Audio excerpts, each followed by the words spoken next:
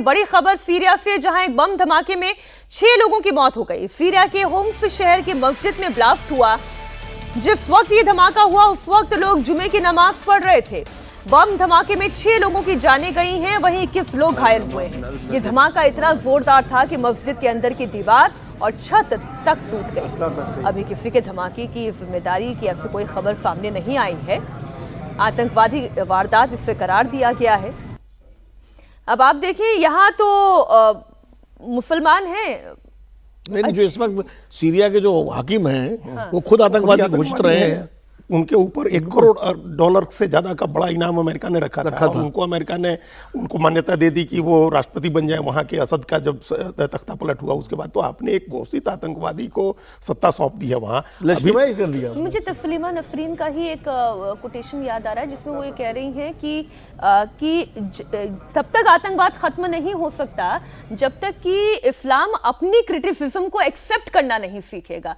आप बांग्लादेश में अल्पसंख्यकों के खिलाफ हंगामा कर लें, मारकाट कर लें, आप अपने मुस्लिम देशों की भी तो स्थिति देखें, वहां पर भी मारकाट हो रही है, तो फिर कहीं शिया सुन्नी की मारकाट हो रही है। अभी अब सीरिया में देखिए ना, अभी तो 2 अमेरिकन सैनिक भी मारे गए ना, जिसके बाद अमेरिका ने बमबारी की। वहां एक ट्रांसलेटर जो और 2 अमेरिकी सैनिक मारे गए, जिसके बाद अमेरिका ने वहां स्ट्राइक किया। तो अमेरिका ऐसी शत्रु भी खड़े करता है।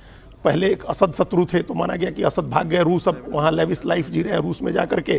वो रूस समर्थित थे तो अब अमेरिका समर्थित बनेगा तो यहाँ शांति आएगी। लेकिन जब आतंकवादी को आप बैठाएंगे तो कैसे शांति आएगी? और इतने ग्रुप वहाँ ऑपरेट कर रहे हैं। ये जो IS है जो, वो तो इराक और सीरिया का ही है ना जी, तो वहीं का है, वहीं बेस है उनका, लेवांत जिसको बोलते हैं। और वहाँ ये लड़ाई, इसको आप वहाँ शांति की उम्मीद कर ही नहीं सकते हैं आप। एक उसके कई फैक्शंस हैं, कई गुट हैं, एक गुट दूसरे पर हमला करेगा, दूसरा तीसरे पर हमला करेगा और केओस बना रहेगा। सच्चाई यही है कि IS किसी का सगा नहीं है। ये जो आतंकवादी है, चाहे जितने आतंकवादी हैं, अल-कायदा, ISIS, तालिबान भी उसी में शामिल था, ये सब गिरोह की तरह काम करते हैं।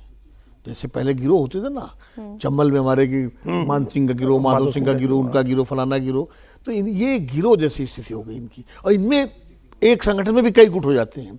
एक निकल आता है और 10-20-50 को लेके कोई बड़ा देश उसकी मदद करने लगता है, वो अलग अपनी मुख्तारी को घोषित कर देता है। और फिर ये जो हो रहा है ये वही हो रहा है कि चूंकि ये तो बन गए राष्ट्रपति, दूसरा जो गुट होगा उसको लग रहा होगा ये तो सत्ता में चले गए, तो अब हमारा क्या होगा। जैसे जब तालिबान सत्ता में आया था, बात करिए अभी, तो ISIS खुरासान जो है उसने वहाँ विस्फोट करना शुरू किया था काबुल में।